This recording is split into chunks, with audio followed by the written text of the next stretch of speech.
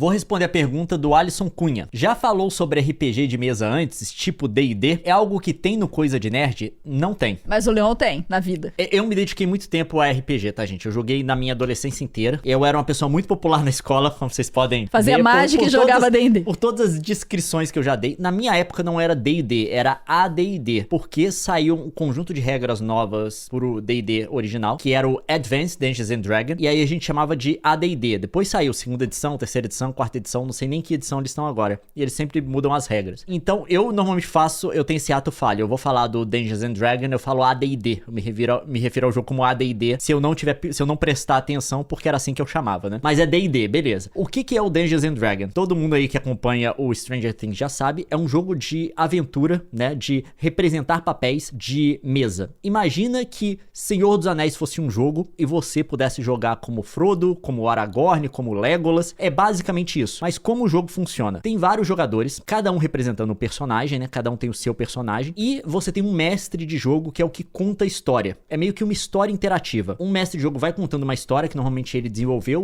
ou vem em algum livro, em algum complemento que ele comprou. E os jogadores vão fazendo escolhas e dependendo da escolha dos jogadores, a história pode ir para direções diferentes. O mestre pode tirar muito do que vai ser a história, dependendo da escolha dos jogadores, do que ele escreveu antes ou da história na qual ele tá se baseando, a campanha que chama, né, a sessão de jogo, mas tem muito improviso na hora também, porque os jogadores podem decidir fazer coisas que você não estava antecipando, e o que diferencia muito o mestre de jogo bom de um ruim é esse cara que consegue não só fazer um planejamento muito bom, mas também improvisar quando o jogador faz uma coisa que é fora do que ele estava esperando. Então é isso, o mestre vai contando uma história, os jogadores vão fazendo essas decisões, como se fossem os personagens, e você tem também todo um esquema de dados para quando existem ações cujo sucesso não é garantido. Por exemplo, um inimigo te atacou, você vai tentar defender de uma forma, e aí você joga um dado e compara com números numa tabela para saber se seu personagem foi capaz de defender ou não e coisa do tipo. Então é basicamente isso, tá? Esse que é o jogo todo. Imagine uma história interativa. E aí é o seguinte, o primeiro grande RPG, se não o primeiro de todos, foi o Dungeons and Dragons, que é um RPG que se passa num cenário de aventura medieval, de fantasia medieval, que é muito inspirado em Senhor dos Anéis, inclusive. As raças do Senhor dos Anéis tem lá, você pode jogar como um elfo, você pode jogar como um humano, você pode jogar como um anão, você pode jogar como um hobbit, que lá não chama hobbit, se chama halfling, porque hobbit é um nome original do Senhor dos Anéis, ele pertence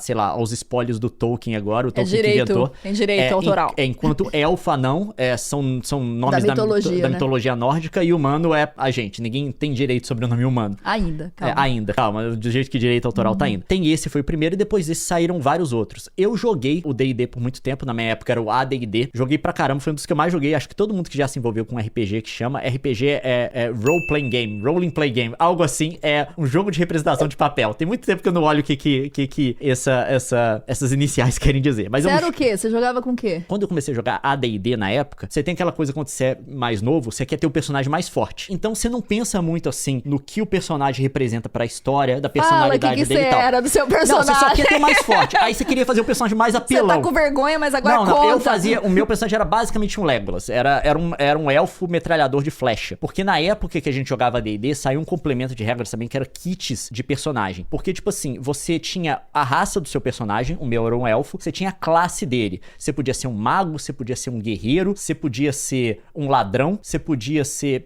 Tinha vários, né?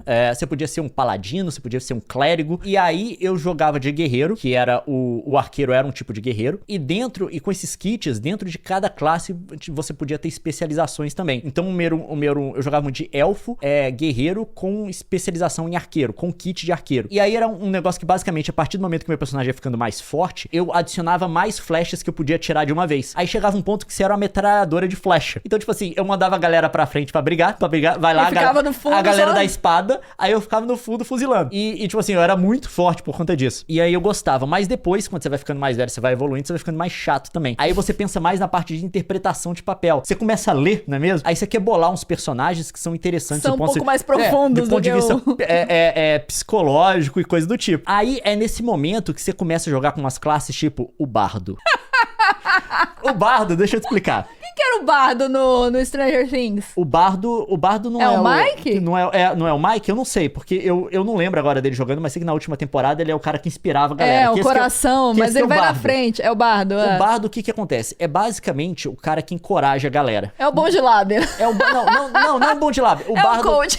O bardo imagina, o bardo é o cara, tipo, normalmente você toca algum instrumento musical, algum instrumento, uma viola, algo do tipo assim, você toca música, normalmente você é músico quando você é bardo, e você tem que encorajar a galera. Só que o bardo não é muito bom. Ele não é uma classe que chama de especializada, ele é uma classe generalista. Ele tem um pouco dos poderes do mago, porque, tipo assim, o bardo é meio que um cara que sabe um pouquinho de tudo. O conhecimento dele, assim, é do tamanho de um oceano, mas a profundidade de uma poça.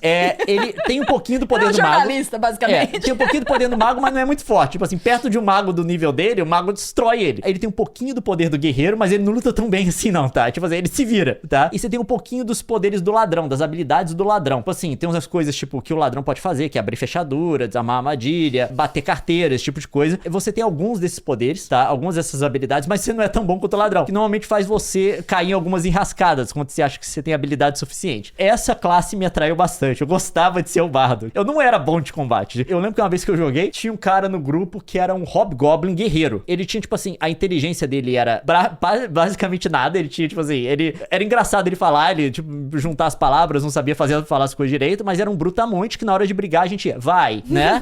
Aí eu ficava lá atrás, vamos lá, galera! Ué, o bardo é um pouco de tudo. Tem outras coisas do bardo também, não vou descrever tudo. Não é um personagem tão bom assim, tão especializado pra combate, pra ser o fortão e coisa do tipo, mas na hora da interpretação é o mais legal. Porque normalmente o mais zoeiro do grupo é o cara que tira os outros do sério, quando a galera quer fazer um treco sério, ele tenta, tá todo mundo pra baixo que alguma coisa aconteceu, ele vai todo sem jeito, tentando uma galera.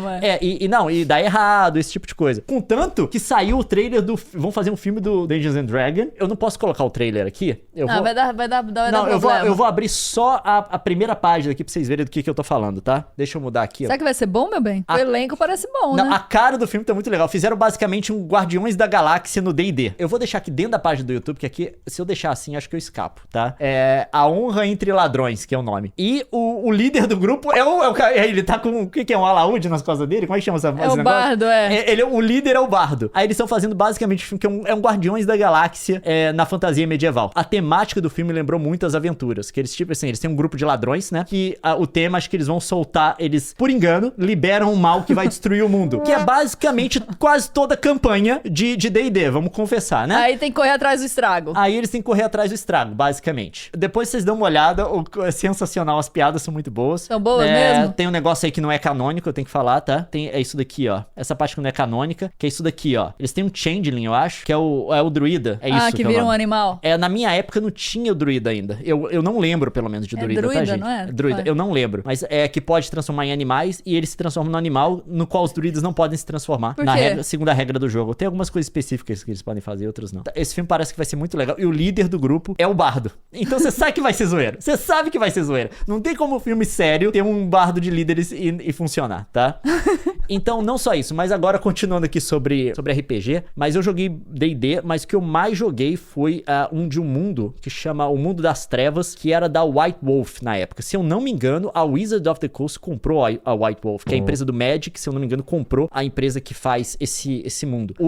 Vocês devem ter ouvido falar já do Mundo das Trevas, que é tipo assim, é um mundo que é um mundo contemporâneo, normalmente, quase todos os cenários são contemporâneos, mas tem também alternativos aí que você joga no Velho Oeste, você joga se não me engano, na Era Vitoriana, coisa do tipo. É um mundo como se fosse o nosso, moderno, só que você tem que imaginar que todas essas criaturas mitológicas fantásticas, sabe? Elas existem. Então você tem lobisomem, você tem vampiro, você tem mago, você tem um monte de coisa, tá? E é desse mundo que saiu uma coisa que já devem ter ouvido falar, que virou jogo e tal, que é o Vampiro à Máscara. O Vampiro à Máscara é a história dos vampiros desse mundo, que tem gerações, tem os clãs e coisa do tipo, Camarilla, Sabate, essas coisas. E dentro dessa, o que eu mais joguei foi do Lobisomem o Apocalipse, que você jogava com lobisomem, com uma pessoa que tinha capacidade de se transformar, e os lobisomens desse mundo, eles são tipo os guardiões da natureza, entre aspas. Mas eles lutam uma guerra perdida, porque eles sabem que a guerra, que eles não têm como vencerem mais as forças da Wyrm ou da Virme, do jeito que você quiser falar. Então, esse foi o que eu mais joguei. Eu jogava de Philodox. filho de Gaia, porque eu era o intelectual, tá? Se fez algum sentido pra você, me desculpa. Bença primeiro e depois o que você tá fazendo com a sua vida. E a gente interagia com essas outras criaturas. A principal franquia desse mundo era o Vampiro à Máscara, que a galera mais jogava. Mas eu não gostava. Eu joguei Vampiros algumas vezes, mas eu não gostava porque a galera levava muito a sério. O lobisomem era mais zoeiro. Você é apaixonado nesse tema, meu bem. Você tá engatilhado falando. É porque eu dediquei a minha vida, foi pelo menos 10 anos, eu acho. Eu tenho muita coisa pra falar, mas tipo assim, era tipo todo dia. O dia que não tinha sessão... Você viajou pra jogar, não foi? Não, foi tudo que você imaginar. O dia que não tinha sessão, eu sentava pra estudar as histórias, estudar as regras e coisas do tipo. E a galera, eu estragava muita sessão de jogo por conta disso. Eu era o pior tipo de jogador que todo mundo não gosta de jogar, que é o chato. Que é o chato das regras. Porque, tipo assim, as regras, em teoria, isso que eu não entendia na época também, era pro mestre, elas são, no próprio conceito do D&D, as regras, elas são uma sugestão, né? São uma sugestão pro mestre. Tem até no livro lá da primeira edição do D&D, são uma sugestão. O mestre pode modificar pra deixar a partida mais dinâmica e coisa do tipo. Pra mim, não, você tinha que seguir as regras. Você tinha que seguir as regras. Não fui sempre chato assim, porque demorou um tempo pra aprender as regras. Você não começa aprendendo, demora uns anos, tá? Mas depois, quando você sabe, você toma orgulho no fato de você saber. Aí eu ficava, não é assim não, você não pode fazer esse movimento. Aí esse dado tem que jogar, isso aqui que tem que fazer, tal. Agora eu nem lembro mais direito, mas na época eu era bem cagão de regra mesmo. Mas enfim, tá aí sobre... Mas eu não jogo mais também, porque você cresce e desenvolve outros interesses também. Eu não sei se eu gostaria de jogar tanto assim como eu era mais novo, porque eu acho que era mais uma vontade que eu tinha de aprender sobre as coisas, sobre essas histórias e coisas do tipo, que eu acho que o meu estudo da história, da história nas coisas da realidade, as coisas que de fato aconteceram no mundo, meio que supriram essa necessidade que eu tinha. Então, em vez de contar e inventar histórias fictícias, hoje eu me divirto mais aprendendo sobre história que de fato aconteceu. Costuma ser mais plot twist, ter mais plot twist. A história é muito mais interessante que a ficção, deixa eu te contar. Mas esse foi um comentário bem chato seu também, tá? Não, foi não, típico não. de bardo, tipo assim. Não, tem coisa. Não, amor. é porque tem coisa. Não, tem coisa que você mantém na sua vida, né? É assim, você não tem que abrir mão das coisas que você gostava quando você era mais novo, mas tem coisa que você mantém, tem coisa... Por exemplo, videogame eu mantive, sabe? Videogame nada substituiu na minha vida, eu continuo jogando, mas tem outras coisas que eu fui abandonando. Por exemplo, eu joguei muito tempo de Magic the Gathering também. Uma coisa que eu abri mão na minha vida e porque eu fui perseguir outros interesses. Algumas coisas da sua vida, você não tem que abrir mão de tudo que você gostava na sua infância, na sua adolescência. Mas o tempo é limitado, Mas né? como seu tempo é limitado, algumas coisas vão sendo deixadas de lado porque você adquire novos gostos.